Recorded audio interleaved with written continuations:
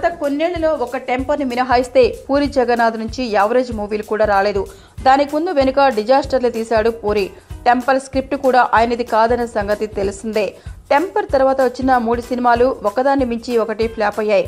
ఈ సినిమాలు చూశాక పూరి వీరాభిమానుల్లో కూడా ఆయన మీద నమ్మకం తగ్గిపోయింది.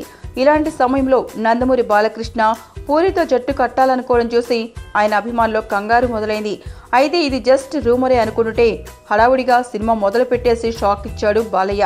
తొలి షెడ్యూల్ అయిందని, యాక్షన్ సీక్వెన్స్ భలే వచ్చిందని, బాలయ్య ఎనర్జీ అదుర్స్ అని అభిమానులు ఎలా చూడాలనుకుంటున్నారో బాలయ్యను అలా చూపిస్తారని పూరి అంటుంటే కాస్త ఊరట చెందారు.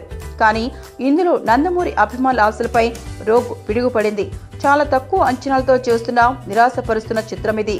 పూరిలో క్రియేటివిటీ అంతా అడిగంటిపోయినట్లుగా అనిపించింది సినిమా చూస్తుంటే. ఇలాంటి సినిమా తర్వాత పూరి బాలయ్యతో సినిమా చేస్తుండటంతో అభిమానులు దడ పుడుతోంది. రోగ్ అనుకోకుండా అలా తీసేశాడేమోలే అనుకోవడానికి కూడా లేదు. దానికి ముందు కూడా పూరి నుంచి పేలవమైన సినిమాలే వచ్చాయి. ఆల్రెడీ నందమూరి ఫ్యామిలీకి చెందిన కళ్యాణ్ రామ్కు ఈచంతో షాక్ ఇచ్చాడు పూరి. మరి బాలయ్యతో ఆయన చేస్తున్న సినిమా ఎలా వస్తుందో ఏమో మరి. ఏంటండి, వీడియో నచ్చిందా?